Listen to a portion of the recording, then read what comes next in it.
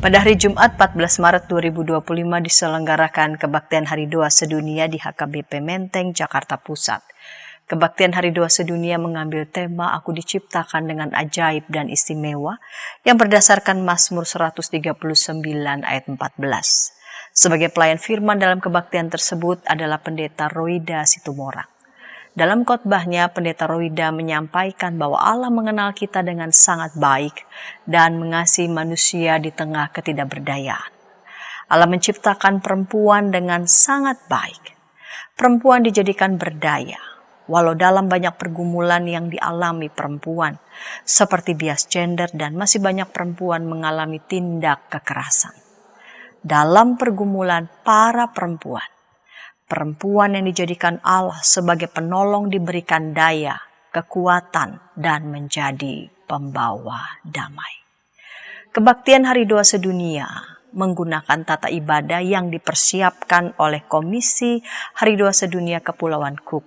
Kepulauan Cook menjadi fokus perhatian dalam perayaan Hari Doa Sedunia di tahun ini.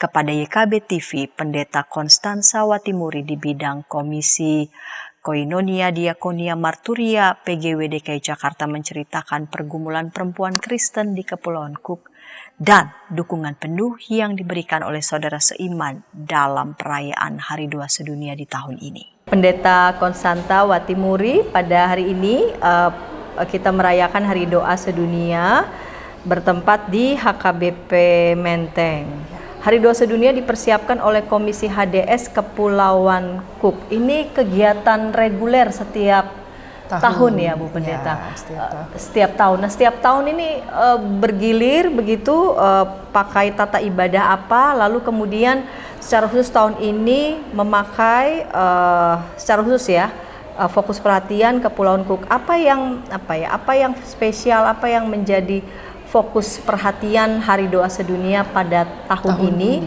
secara khusus Kepulauan Cook? Ya, tahun 2025 memang Kepulauan Cook menjadi perhatian khusus dalam keputusan Komisi HDS dipilihlah karena memang Kepulauan Cook itu diakui terkenal sebagai negara yang indah dan kehidupan mereka didorong oleh nilai-nilai Kristiani. Namun di balik itu sayangnya masih ada persoalan besar yang memang secara nyata toh juga menjadi pergumulan bersama kita nih, PGI maupun PGIW dalam hal konteks perempuan dan anak. Di Cook itu ternyata besar sekali kekerasan dalam rumah tangga, pelecehan seksual, bias gender itu masih besar sekali di Kepulauan Cook. Dan tentu atas keputusan bersama negara ini menjadi konsentrasi nih tahun ini 2025. Karena itu setelah melihat tata ibadah yang dikerjakan oleh tim HDS dari Cook, kita coba lihat dan ternyata up to date sama dan memang ya hasil pergumulan para perempuan dilihat dan itulah akhirnya kita sampai pada tahap ini menggunakan tata ibadah dari negara Kepulauan Cook. Tata ibadah dari negara Kepulauan Cook. Betul, tim di sana yang membuat lalu kita terjemahkan dalam konteks kita dan seperti tadi kalau dilihat itu poinnya tetap sama, kita berdoa untuk pergumulan yang ada di sana, tapi juga sesungguhnya menjadi pergumulan kita bersama yang ada di Indonesia juga. Ya, saya pikir itu Kak, karena Kristen negara ini mayoritas Kristen, tapi sayangnya besar sekali pergumulan itu. Nah, ini yang menjadi beban tersendiri ya. Mayoritas Kristen namun persoalan rumah tangga, kekerasan seksual pada perempuan justru besar dialami oleh para perempuan yang ada di sana. Kepulauan Cook. Nah, dengan kegiatan Hari Doa Sedunia tahun ini mengambil fokus perhatian kepada saudara-saudara kita seiman di sana.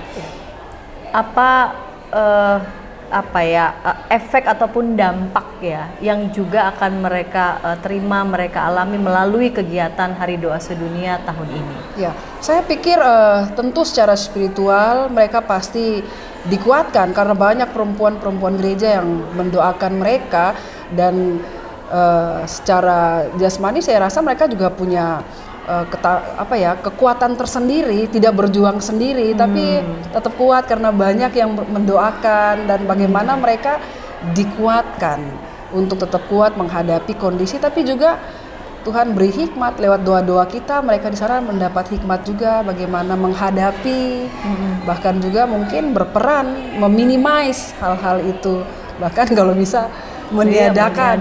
Iya, karena kalau bukan mereka siapa lagi gitu. Kita dari jauh yang berbeda negara bisa berdoa karena iman kita dalam doa itu yang jauh sekalipun akan dikuatkan oleh Jadi Allah. mereka merasa bahwa ada tidak sendirian, berjalan bersama-sama. Betul. Kegiatan Hari Doa Sedunia apa saja yang dilakukan ini dalam lingkup PGIW DKI Jakarta? Iya, HDS ini kan dilakukan per 7 Maret sebenarnya ya, Kak. Tapi setiap gereja, tidak hanya gereja-gereja anggota PGIW, tapi kita tahu bersama gereja Baptis, Katolik itu pun melakukan hal ini. Konteks dalam PGIW yang kita adakan ibadah seperti ini dalam rangkaian perayaan, tapi juga ada persembahan yang sudah dikumpulkan dan akan dipersembahkan kepada para perempuan yang ada di Kepulauan Cook. Tentu ini berproses, akan ditransfer ke PGI Pusat, PGI Pusat Biro Perempuan dan Anak yang akan mentransfer itu sampai ke mereka. Itu sebuah sistem yang sudah dibuat setiap tahun. Sehingga mereka juga bisa ditopang gitu ya? Secara nyata, yang mereka tahu bahwa banyak perempuan yang sepenanggungan dan saling menguatkan, mendukung. Iya. Itu ya. Berapa hari nanti akan kegiatan Hari Doa Sedunia ini secara khusus di lingkup PGIW DKI Jakarta? Di lingkup PGI DKI Jakarta ini sudah dimulai khusus untuk gereja-gereja anggota kategori dewasa. Untuk kategori anak menyusul. Konteks PGI DKI Jakarta besok. Hari Doa Sedunia Anak kita akan lakukan di Gereja Gerakan Pentakosta Gunung Hermon di Cawang. Di sini sektor timur yang berperan. Gereja-gereja sekitar timur dan gereja-gereja anggota mengutus dan besok akan sama-sama berdoa. Para utusan anak-anak itu diajak untuk masuk dalam sebuah konser doa. Kami adakan besok pukul 13 sampai konser 15, doa bersama anak-anak. Anak-anak bersama anak-anak. Baik Bu Pendeta, terima kasih bersedia kami wawancarai dan kita berdoa kegiatan ini sungguh-sungguh boleh menjadi berkat. Amin. Kebaktian Hari Doa Sedunia dihadiri oleh banyak kaum ibu yang mewakili beberapa sinode gereja.